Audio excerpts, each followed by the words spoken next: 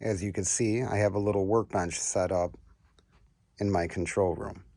My friend dropped off his Marshall for me to recap, retube, bias. So it's all set up and I am putting it through its paces.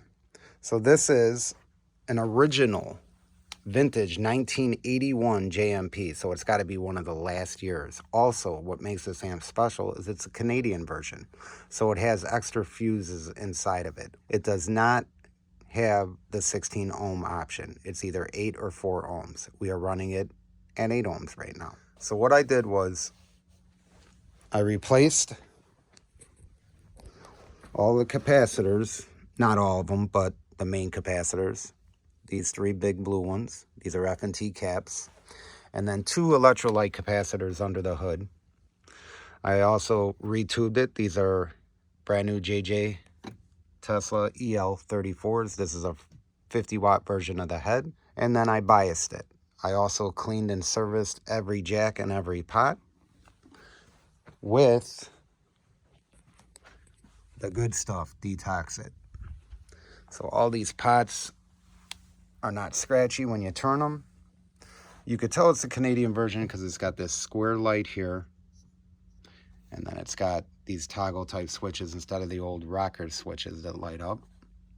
There was an issue with the input jack that has been rectified. I've been playing this amp for 4 or 5 hours now, just putting it through its paces, and it's been taken care of. I am playing my 1978 Ibanez. I've had this guitar for many years. This Marshall is plugged into a 410. This is from the early 80s. And these little 410 cabs, man, they got great low end. They sound amazing. All right, let's go through the signal chain. So, a vintage Shure SM57 Unidyne 3, which it's just an SM57, nothing special about it, into a vintage Neve 1066. That is going straight into my Burrow mothership into Pro Tools. I am monitoring with my inward connection master section. The mix is all in the box.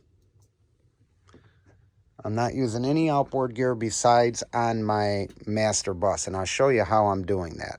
So I got my stereo left and right mix coming out of Pro Tools, out of the Burrows, going into my unit, which is a vintage API 325 cards. It's 4 channels. I'm just using 2 channels, stereo mix left and right. So that, it does have a cover. I just have it off because I was trying different op amps in it. Putting that through its paces too. So that, stereo mix left and right, then goes into this Allen Smart C2, strapped across the stereo mix with the Elysia X filter. And it's being monitored by my inward connection master section. And if you see, I do have headphones because I am playing right here in my control room.